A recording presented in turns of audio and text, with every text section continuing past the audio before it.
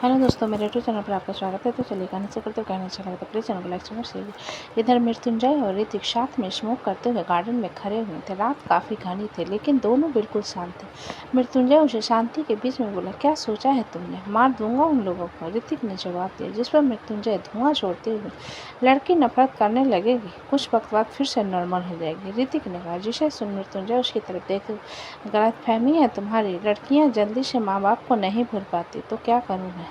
ऋतिक ने पूछा, जिसके जवाब में मृत्युंजय गहरी सांस लेकर बोला, आंखों में पट्टी बांधकर मारो, निशाना लग गया तो जीत तुम्हारी है, वरना एक न एक दिन तो निशाना लगेगा ना।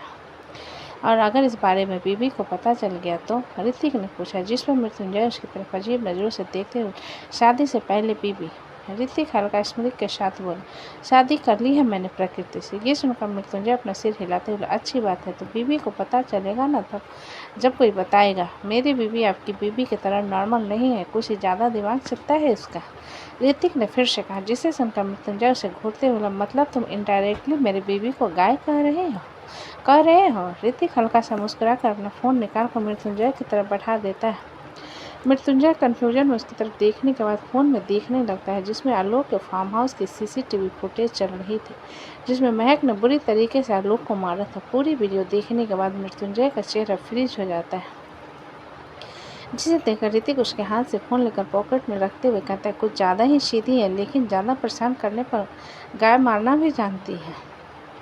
मृत्युंजय अपने मुंह में आया सलाइवा निगलते हुए ऋतिक की तरफ देखकर बोला, मतलब मेरी बीवी डेंजरस है? शायद बकबक मशीन की संगति लगी है उसे, ऋतिक ने कस भरते हुए कहा। जिसे सुनकर मृत्युंजय रिलैक्स होकर, मैं रोमांटिक हो जाता हूँ कभी कभी, मैं ज़्यादा उसे परेशान नहीं करता, तो मुझे क्यों मारेगी? आपको ठंड में पसीना क्यों आ रहा है? ऋतिक ने तिरछी नज़र से मृत्युंजय को देखते हुए कहा, जिस पर मृत्युंजय अपने हाथ में पकड़ा सिगरेट ऋतिक को दिखाते हुए बोला, अरे मैं सिगरेट पी रहा हूँ ना, इसलिए मुझे थोड़ी गर्मी लग रही है। जिसे सुनकर ऋतिक अपना सिर हिलाते हुए बोला, नाइस। मृत्युंजय ऋतिक के टूटे फूटे जवाब पर उसे देखते हुए बोला, टॉपिक बदलने बंद करो, मैं तो कहता हूँ कि बारी बारी सबको टपका देना। ऋतिक एक गहरी सांस लेकर बोला, ससुर को मारूंगा तो बीबी का भाई दौड़ेगा, बीबी को मारूंगा तो उसका बेटा दौड़ेगा, कितने को मारूं? मृत्युंजय ऋतिक की बात पर उसकी तरफ देखते हुए, जैसे मैंने अपने साले के साथ कमिटमेंट किया है, तुम क्यों नहीं कर लेते? ये सुन ऋतिक मृत्युंजय को कंफ्यूज में देखते हुए बोले, मतलब तेरे बड़े साले को फैमिली से मतलब नहीं है, खूबसूरत बीबी और बच्चे से तो होगा ना? मृत्युंजय ने कहा। जिसे सुनकर ऋतिक दिमाग चलाते हुए, उसे हरामी के पिल्ले ने ऐसे गाली नहीं देते, क्योंकि उसका बाप तुम्हारा ससुर है और तुम्हारी बीवी का भी बाप है, मृत्युंजय ने बीच में कहा। जिस पर ऋतिक अपनी मुट्ठी मजबूती से बंद करके बोला, मैं उसके पूरी खानदान को गाली दूंगा। उसकी हिम्मत कैसे हुई अपने साले से मेरी गर्लफ्रेंड की शादी के बारे में सोचने की? लेकिन जहाँ तक मुझे पता है, प्रकृति तुम्हारी गर्लफ्रेंड थी ही नहीं, मृत्युंजय ने फिर से कहा। जिसे सुनकर ऋतिक चिढ़ते हुए, यार आप मेरी तरफ हो या फिर मेरे दुश्मनों की तरफ? मृत्युंजय अपना सिर हिलाकर बोला, ऑफकोर्स मैं तुम्हारी तरफ हूँ, लेकिन तुम जो बीच में कह रहे हो ये मुझे अच्छा नहीं लग रहा है। ये सुनकर ऋतिक एक गहरी सांस लेकर, क्यों ना मैं अपनी बीबी को हनीमून पर ले जाऊं और सब लोगों को एक साथ बम से उड़ा दूं?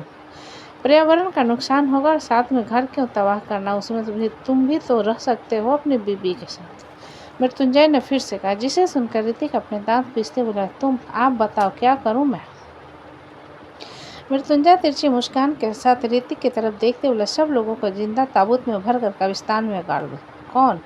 कहाँ गया? कोई पता ही नहीं।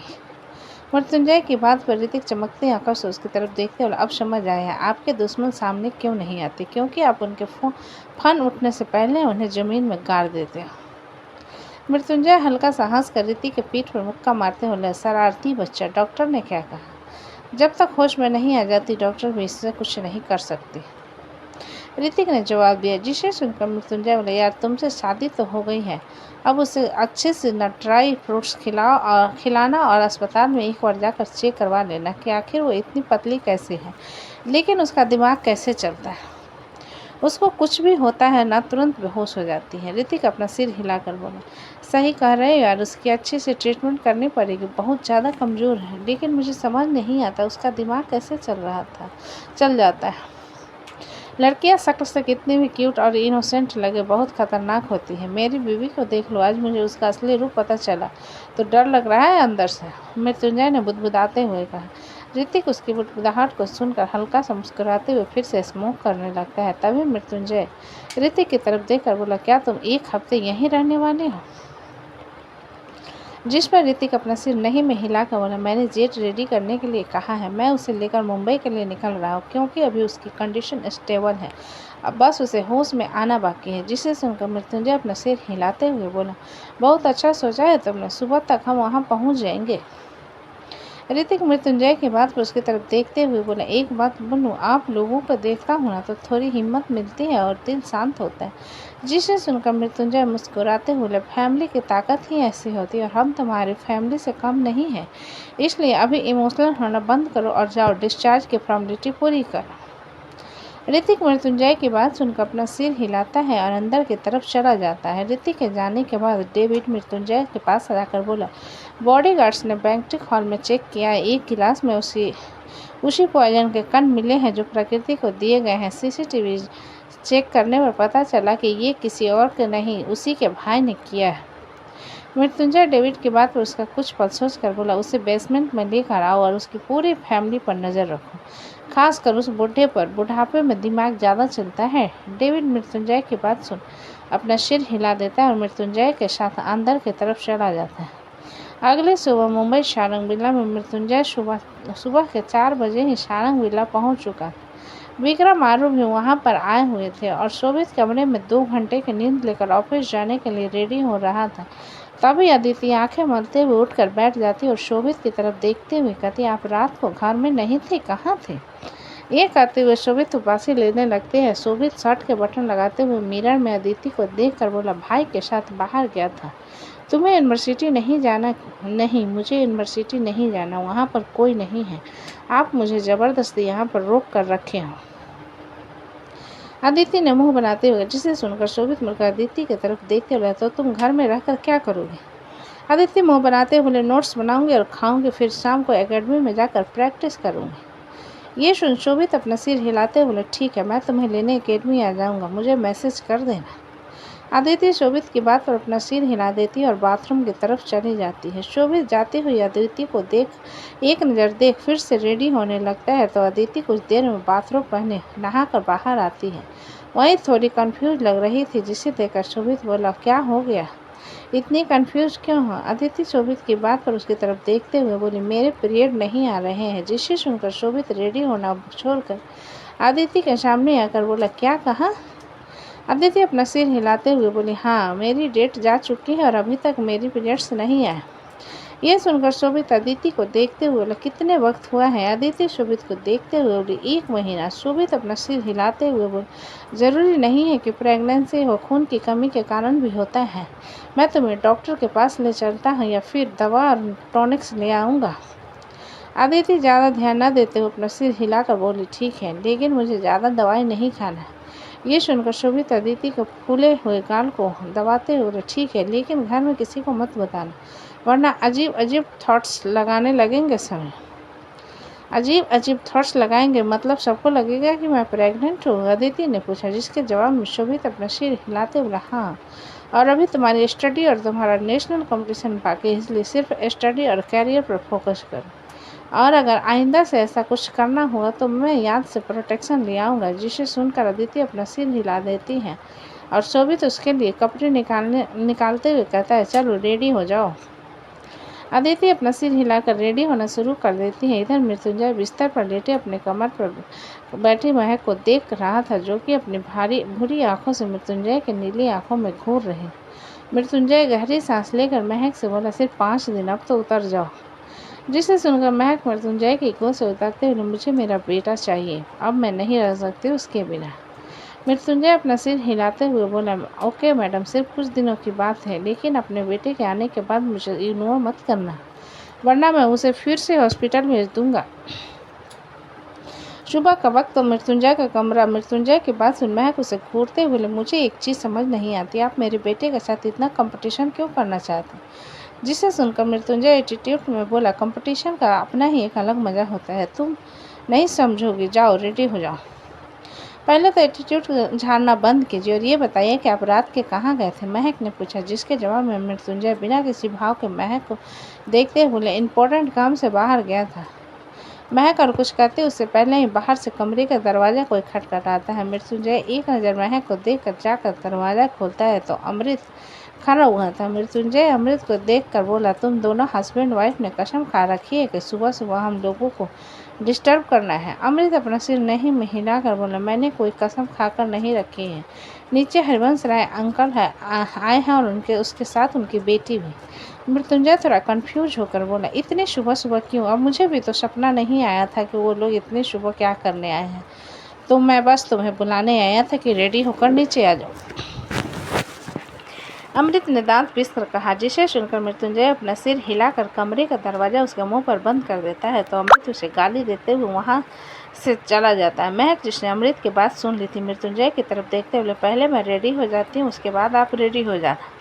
मृत्युंजय महक की बात पर बोला, और 2 इनविटेशन चाय और पकौड़े का अब जाओ बनाकर खिलाओ, इसलिए कहता हूँ किसी को मत बुलाया करो, लोग आ जाते हैं। मृत्युंजय के इरिटेशन पर महक कंफ्यूज होकर बोली, बनाना तो मुझे है ना, तो मैं तुम्हारे साथ थोड़ा टाइम स्पेंड करना चाहता था, लेकिन अब नहीं कर पाऊंगी, इसलिए मुझे फ्रस्ट्रेशन हो रही है। मृत्युंजय ने दांत पीस कर कहा, जिसे सुनकर महक कपड़े निकाल वॉशरूम की तरफ जाते हुए बोली, आपको और कुछ नहीं आता? मृत्युंजय पीछे से आकर महक को कमर से पकड़ अपनी बाहों में उठाते हुए बोला, सिर्फ 2 हफ्ते की और बात है, फिर देखना मैं क्या करता हूँ तुम्हारे साथ, लेकिन तब तक शावर तो तुम्हारे साथ ही लूँगा।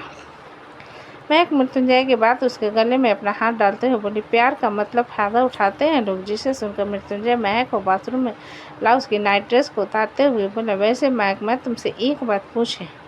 महक मृत्युंजय के नाइट सूट के बटन को निकालते हुए बोली, क्या? मृत्युंजय उस महक के चेहरे को पकड़ कर ऊपर करते हुए बोला, क्या तुम मुझसे पहले से प्यार करती थी? महक कन्फ्यूजन में उसे देखते हुए बोली, शादी के 1 साल बाद आप मुझसे ये सवाल क्यों पूछ रहे हैं?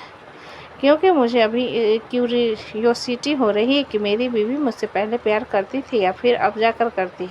मृत्युंजय ने कहा, जिसे सुनकर महक उसकी तरफ देखते, मैंने आपको बहुत सारे आर्टिकल्स में देखा था, अच्छे लगते थे, और आप मेरे स्कूल में कई बार स्टूडेंट के क्रश थे, और कुछ जानना है? ये सुनकर मृत्युंजय महक को देखते हुए बोला, मतलब बाकी लड़कियों की तरह तुम भी मुझे अपना क्रश समझती हो?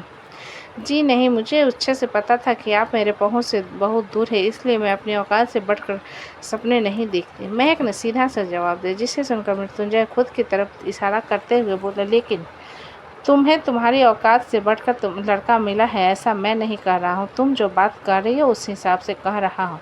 महक शावर आकर उसके सामने खड़ी हो जाती है और मृत्युंजय पीछे से उसे बाहों में भरते उसके गले पर किस करने लगता है।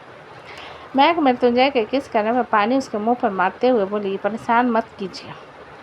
मृत्युंजय महक के गीले बालों पर शैम्पू डालते हुए बोले, मुझे तुम्हारे बाल बहुत पसंद है।